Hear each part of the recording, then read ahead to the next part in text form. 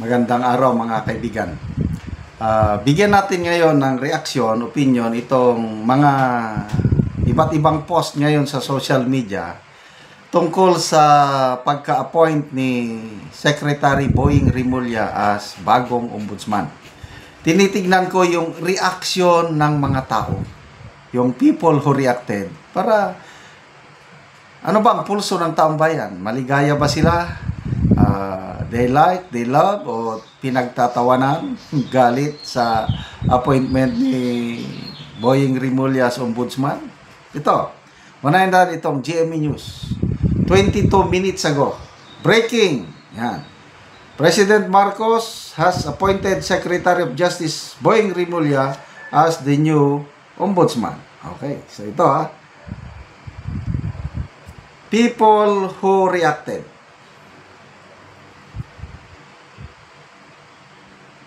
Hmm. 39,000 people who reacted in just 22 minutes.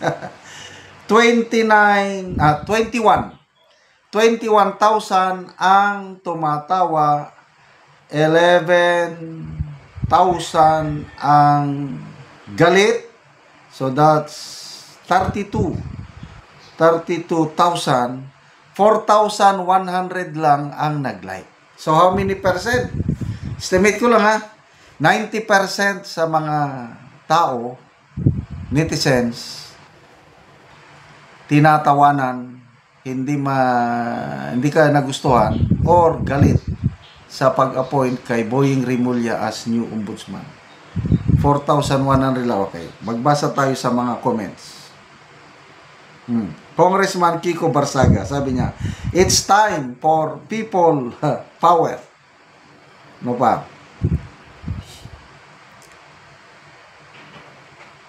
Sandali. Punta tayo sa ibang mga post. Kasi ito na ang laman ng social media ngayon. Ito naman sa News 5. 12 minutes ago. New Ombudsman Rimulya. Yan. People who reacted.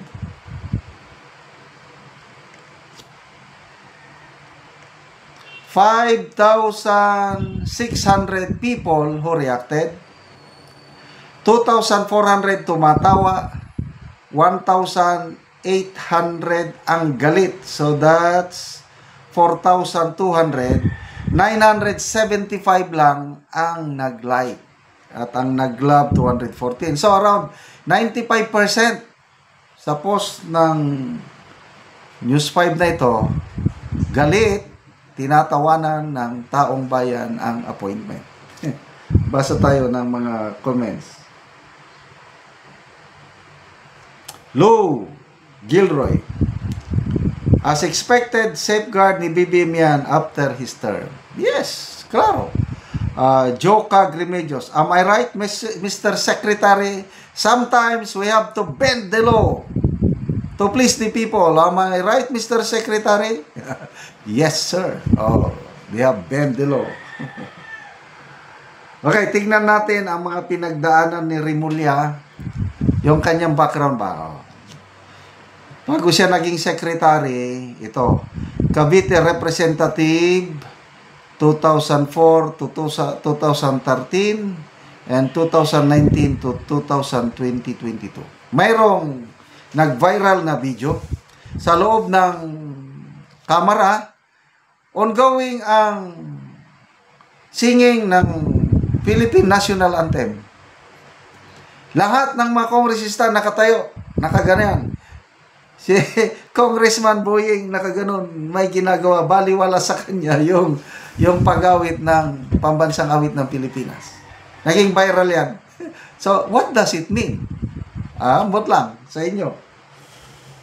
Cavite Governor from 2016 to 2019. So, all through, talagang politiko siya.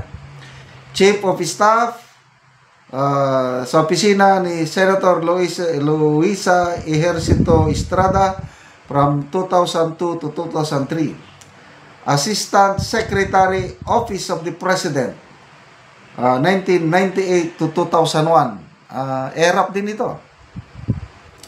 Cavite Provincial Board Member 1992 to 1995. Senior Partner Rimulya and Associates Law Office. Top 17. Oh, mataas pa lang kanyang Top 17 1987 bar exam. Top 20 Career Executive Service Board Examination. UP College of Law 1987. Bachelor of Arts, major in Political Science, University of the Philippines. Anyway, ang kasabihan nga, kung gusto, maraming dahilan. Kung ayaw, kung gusto, maraming paraan. Kung ayaw, maraming dahilan. So, plinano nila ito. Yun nga ang perception ng karamihan. Nababasa kong comments para sa susunod na administrasyon, kung sakali man na si BP Sara ang magiging presidente, na sa tingin ko wala pang makakatalo kay BP Sara. Mayroon ng taga-depensa kay President Marcos kasi kanilang ombudsman. Anyway, that's part of our political system. Ang iba dyan natatakot, mga kapwa ko DDS, natatakot na baka sampahan nila ng katakot-takot na kaso si BP Sara. Expected na po yan. Dahil at all cost, gawan na lang ng paraan na hindi makaupo sa Malacanang si BP Sara by 2028. So, I don't know yung impeachment. Palagay ko itutuloy pa rin nila kahit wala na kasi wala na sa limelight si Congressman Martin Romualdez. I don't know kung sino ang magiging kandidato nila sa 2028. But gagawin pa rin nila ang kanilang magagawa para isulong ang impeachment. February next year, we expect an impeachment case against kay BP Sara. But to me, hindi ako nababahala dahil meron tayong siyam na minority senator. Sigurado yung siyam na yan. Plus, yung iba pang nasa majority, tutulong i-acquit si BP Sara whatever impeachment ng isang panila. So, impeachment failed. Ombudsman, yes, pwede nilang i-indict, pwede nilang kasuhan si BP Sara. But then, ang mag-decide yung Sandigan Bayan. Wala na silang magagawa sa Sandigan Bayan. So, relax lang po tayo. Salamat mga kaibigan sa inyong pagsubaybay sa channel na ito. Nakakatulong kayo ng malaki sa tribong Talandig ng Bukidnon dahil ang sweldo natin sa channel na ito is pantulong sa tribo. Namimigay tayo ngayon ng mga libreng yero at pako para makapagpatayo ang tribo ng mas maayos na tahanan. Panoorin nyo ang video na ito. Karon si Lola mo ni ang mataga yero. Sa Ginoo. Si Lola, taga yero. So si Lola mong nga buslot na ang iyang balay. So gipang sapahan na lang og karton or guba nga yero. Ang gipang sapa kay kung muulan, tuluan na daw kayo.